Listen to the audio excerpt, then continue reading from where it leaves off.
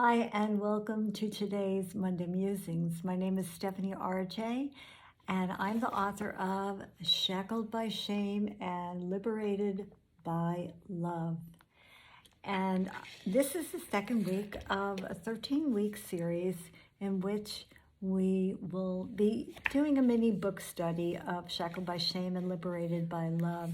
So if you haven't picked up the book, you might want to. And if you have picked up the book, hopefully you're with me on chapter 2. And this is just a review, or you're waiting for this Monday Musing to begin reading chapter 2. At any rate, I want to start, the title of chapter 2 is Becoming a Victim. And like you, I didn't sign up to be a victim.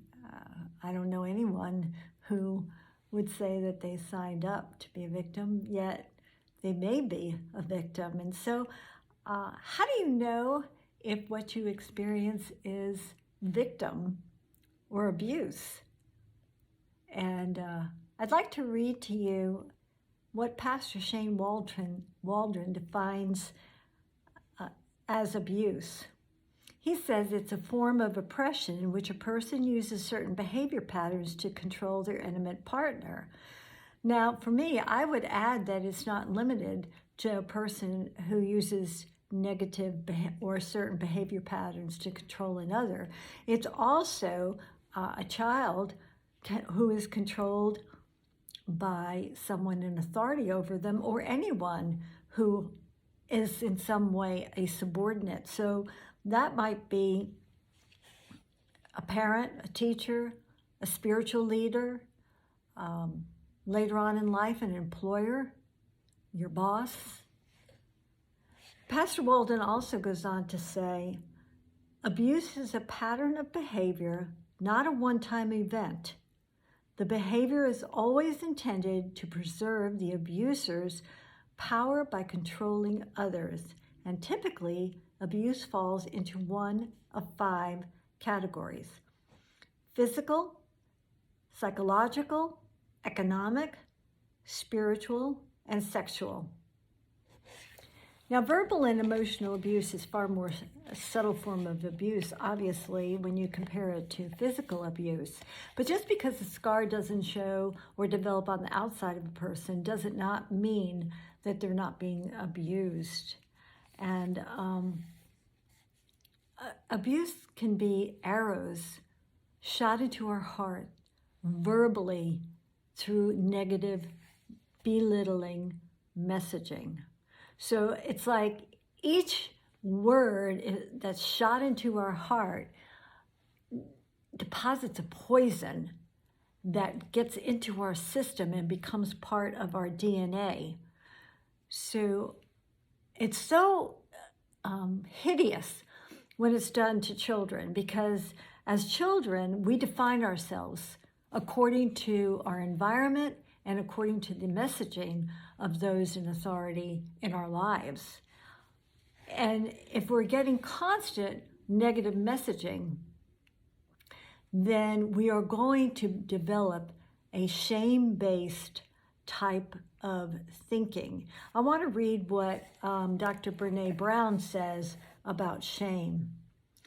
Shame is the intensely painful feeling or experience of believing we are flawed and therefore unworthy of acceptance and belonging. In my research, it was painfully clear that the shaming wounds inflicted in our first families often set the stage for many of our greatest shame struggles. Family messages die hard, and many times they are very insidious. The messages become part of the fabric of our families. I talk about and illustrate this messaging through my own life. I talk about the things that have happened in my life, in my family of origin, that according to the definition that we read from Pastor Shane Walden and from Dr. Brene Brown, produced this shame-based victim thinking in my heart and mind. Now, mind you, I wouldn't have said that I was a victim growing up. Matter of fact, I wouldn't have said I was a victim for most of my adult years. I just thought that was my lot in life, or I just thought maybe, I definitely thought I deserved to be treated poorly, and I should be thankful for any friend, any man that was attracted to me, because if I waited for kind of the best would never come. So different ones of us have different, obviously, experiences in our childhood. So for me, the negative messaging came based on body shaming. I was overweight most of my life. In fact, in my 40s, I still had the same kind of phone conversation with my mom, even though I was married. I had my own family, I had 2 children, and I lived miles away, and so we related mostly 99% by the phone, and the other 1% would be a visit, yearly visit kind of thing. Every phone conversation started the same way. It would go like this. My mom, I'd pick up the phone, and hi, Steph. How are you doing? Hi, Mom. How are you? Oh, I'm fine. So how's your weight? I mean, like, hello? How's my weight? And I'm telling you, I used to avoid talking to her on the phone. And I was in my 40s when I finally said to her question, how's your weight? I said, Mom, you know what? I don't ask you how much you weigh every time we talk. And I would appreciate it if you would no longer ask me that question, because it really makes me feel like not talking to you at all. Oh my gosh, you guys, can you believe it took me until my 40s to say to my mom that's an inappropriate question? To have worked through enough to be able to say, I don't have to be shamed about my weight anymore. And yet it took that much work in my life to get free from shame-based thinking. And I will tell you that, even as I wrote my book, even as I live my life now and talk about the testimony of what God has done in me, I still have times where I have to stand against the messaging that I had programmed into my DNA to say, hey, it's okay to have a bad hair day, or hey, my appearance does not qualify or disqualify me from being loved, having good, healthy relationships, or being successful.